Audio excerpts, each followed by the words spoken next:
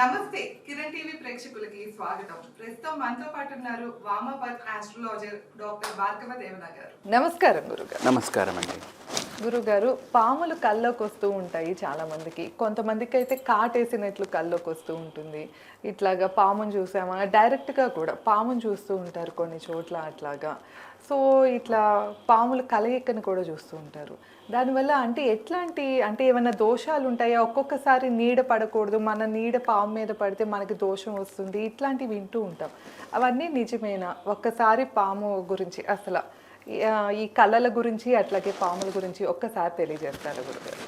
పాము కల్లో కనిపించడము అనేది దాని వెనకాల చాలా పెద్ద కథ ఉంటుందండి.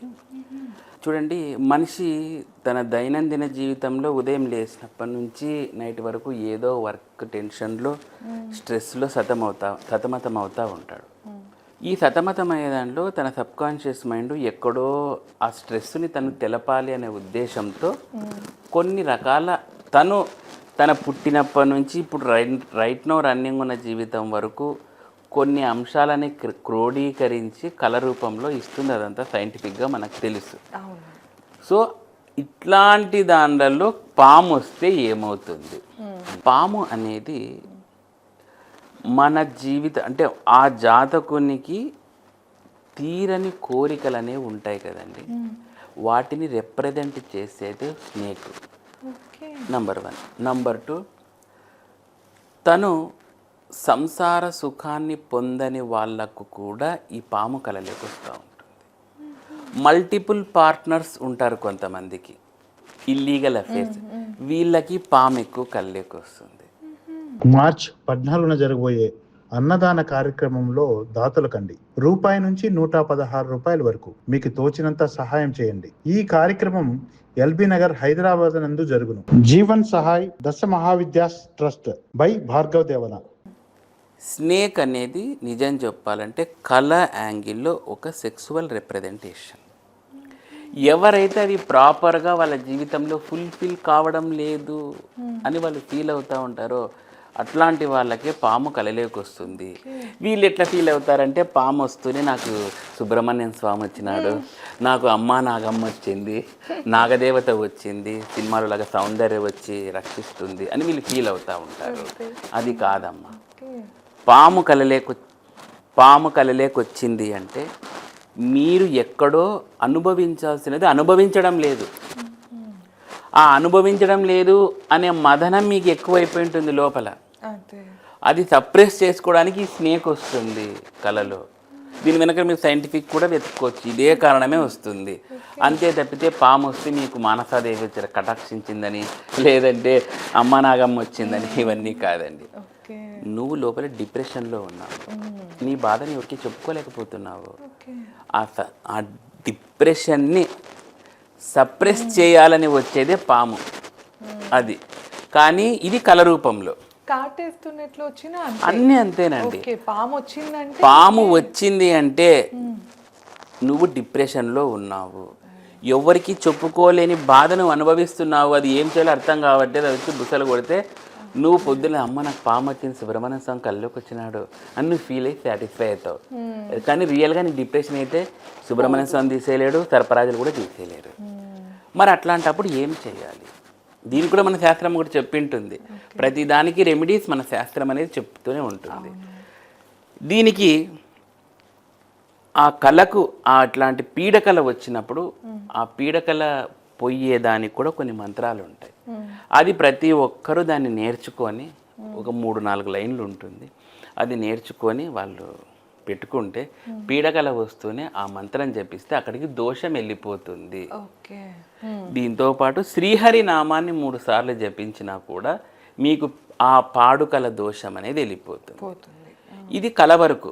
రియల్గా కనిపిస్తుంటాయి పాములు మనకు. ఇక ఇప్పుడు మనం శకున శాస్త్రం అప్లై చేయాలి. కళలు పక్కన పెట్టి ఇప్పుడు శకున శాస్త్రం దగ్గరికి పోతే పాము మీరు పోయేటప్పుడు మీకు కుడి సైడ్ నుంచి పోతే ఒక ఫలితం ఉంటుంది, ఎడమ సైడ్ నుంచి పోతే ఒక ఫలితం ఉంటుంది. పాముల కలయిక ఒక ఫలితం ఉంటుంది. చనిపోయిన పాముకు ఒక ఫలితం ఉంటుంది, పాము కుబుసము కనిపించినా కూడా ఒక ఫలితం ఉంటుంది. ఇలా స్నేక్ అనేది అంటే ఒక పెద్ద బుక్ రాయొచ్చు మనం. అదే ఇన్ని ఫలితాలనే మనకు ఆ సర్పానికి సంబంధించిన ఆ కళలు అయితే ఏమి, ఈ రియల్గా ఫిజికల్గా మనకు అపీరెన్స్ అయితేనేమి, ఇన్ని ఫలితాలనే మనకు శాస్త్రం అనేది చెప్పింది. అది మీకు ఎట్లాంటి పొజిషన్లో కనపడింది అనే దాన్ని బట్టి మీకు ఫలితం అనేది ఉంటుంది. కానీ రియల్గా పామును చూడడం అనేది కొంచెం పాజిటివిటీగానే ఉంటుంది. కళలో అయితే మటుకు నెగిటివిటీనే. రియల్గా ఫిజికల్గా మీరు పామును చూసారంటే అది పాజిటివ్ థింగే, మంచి శకునమే. సర్పాన్ని చూడడం ఇప్పుడు మనము దైవత్వంలోకి రావాలి ఫిజికల్గా అయితే. మీరు కళలో అయితే మటుకు అది నిజంగా బ్యాడ్ ఆమెనే. సో ఇలా మనము వేరియేషన్గా ఉంటుంది అండి. అది చూసి కుబుసం కనపడిస్తుంటుంది కొంతమందికి పాము, అది మీకు త్వరలో ధనం వస్తుంది అని అర్థము. అందుకనే తంత్రశాస్త్రంలో పాము కుబుసం కనబడిస్తే వెంటనే దాన్ని ఎత్తుకొని ఒక చిన్న దాంట్లోకి పెట్టి పొడి చేసేసుకుంటామండి మేము. మా యాగశాలలో రెగ్యులర్గా పాములు వస్తూ ఉంటాయి. అవి ఇట్లా మా యాగశాలలో ఇట్లా హట్స్ ఉంటాయి కదండి, వెదురు పాకలు ఉంటాయి కదా, వదిలేసి వెళ్ళిపోతూ ఉంటాయి. మేము అన్ని సేకరించి దాన్ని పొడి చేసి పెట్టుకుంటాం. అది నిజంగా పెట్టుకోవడం ద్వారా ధనాకర్షణ, మంచి ధనాకర్షణ. అందుకే మీకు ఎప్పుడైనా కానీ పాము కుబుసం ఎక్కడైనా కనపడిస్తే మీరు కుబుసమే, మళ్ళీ అదే మనకి పాముని చంపి కాదు, పాము కుబుసం కనపడిస్తే దాన్ని సేకరించి నలిపి సర్ప మంత్రాన్ని స్మరించి మీరు దాన్ని ధరించడం ద్వారా అద్భుతమైన ఆకర్షణ, ధనాకర్షణ, జనాకర్షణ కూడా కలుగుతుంది. ఇప్పుడు చనిపోయిన పాముని చూస్తే ఎట్లాంటి, చనిపోయిన పామును చూడడం ద్వారా మనకు ధన నష్టం అనేది సంభవిస్తుంది. బ్రతికున్న పాములకు ఒక రకంగా, చనిపోయిన పాముకు ఒక రకంగా.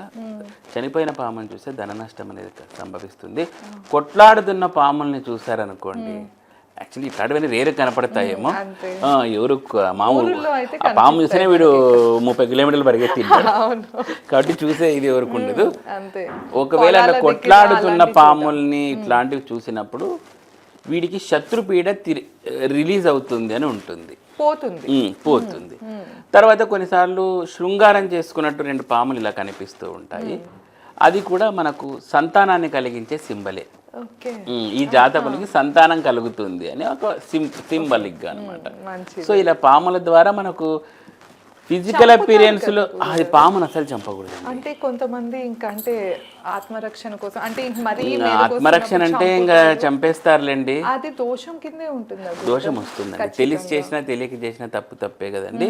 పాములు చంపడం అనేది దోషమే అంటే అంటారు. మరి ఆత్మరక్షణలో ఇప్పుడు మా దగ్గర పాము వచ్చింది, మా ఇంట్లో పిల్లలు ఉంటారు, ఇంకా మనకు పిల్లడు ముఖ్యం కదా, కాబట్టి చంపాల్సి వస్తుంది. కాబట్టి చూడండి, దీనికే ప్రాయశ్చిత్త కాండ అని ఒకటి ఉంది, ప్రాయశ్చిత్త కాండ అని ఉంటుంది. ఆ ప్రాయశ్చిత్త కాండలో ప్రతి యానిమల్ని చంపినప్పుడు నువ్వేం చేసుకోవచ్చు అని ఉంటుంది. ఇప్పుడు ఫర్ ఎగ్జాంపుల్ మనం చికెన్ అని భయంకరంగా చికెన్ తింటాము, కోడి తిన్నట్లే కదా, అదే కోడిని తింటాం కదా. మరి దీనికి పరిహారం ఏంది అంటే, కోడిని చంపితే మీరు 12 అవర్స్ ఉపవాసం ఉంటే కోడిని చంపిన దోషం పోతుందని ప్రాయశ్చిత్త కాండలో ఉంటుంది. ఇలా ప్రతి యానిమల్కి ఉంటుంది. అలా అయితే వారం చంపితే మళ్ళీ అంతే. ఇంకా అట్లా లెక్క చూసుకుంటే ఇంకా వారానికి 5 రోజులు ఉపవాసాలే ఉండాల్సి వస్తుంది. సో కోడికి చంపితే ఎంతకాలం ఉపవాసం ఉండాలి, ఇక కొన్ని అనిమల్స్ చెప్పకూడదు, అది ఇంకా చట్టరీత్యా నేరం అవుతుంది. సో అట్లాంటి అనిమల్స్ కూడా ప్రాయశ్చిత్త, అంటే పూర్వకాలం కదండి, ఇప్పుడు చట్టాలని ఇప్పుడు వచ్చాయి. ఋషుల కాలంలో ఏం చట్టాలంటే కాబట్టి వాళ్ళు అన్ని రాసుకున్నారు అనమాట చక్కగా. కాబట్టి కోడిని కూడా చెప్తున్నాను, ఇది రెగ్యులర్ చికెన్ షాపులు ఉంటాయి కాబట్టి కోడిని చంపితే అర్ధం రోజు ఉపవాసం ఉంటే కోడిని తిన్న దోషము, కోడిని చంపిన దోషం పోతుంది. అంటే గురుగారు, ఇప్పుడు నాన్ వెజ్ తినే వాళ్ళు ఉంటారు రెగ్యులర్గాను, వీటికి అన్నిటికీ ఇంకా ఇప్పుడని కాకపోయినా ఓల్డ్ ఏజ్లో అయినా ఇప్పటిదాకా చేసినవి అన్నీ పోగొట్టుకోవాలి, ఇలాంటి దోషాలన్నీ, అంటే ఏదైనా పరిహారం అంటే తంత్రపరంగా ఏదైనా ఉంటుందా? ఇప్పుడు పుట్టినప్పటి నుంచే భయంకరంగా చేసి క్లైమాక్స్లో పోవాలంటే పోవండి. అదే సినిమాలో అది అవ్వదమ్మా అంటారు చూడండి, అట్లా అది అవ్వదు. కాబట్టి దీనికి ఏం చేయాలి అంటే, కలియుగంలో నామస్మరణకు మించింది లేదు. మీరు తంత్ర పూజలు ఆ పూజలు పక్క పెట్టేసి ఫస్ట్ హరినామస్మరణ చేయండి. హరినామస్మరణకు మించినది లేదు. మీరు ఏమన్నా తినండి, ఏమన్నా హరినామస్మరణ చేయండి, ఇంకా ఆయనే చూసుకుంటాడు. తేలిగ్గా మనం చేసుకునేలాగా, అంతే కదండి మరి. ధన్యవాదాలు. నమస్కారం అండి.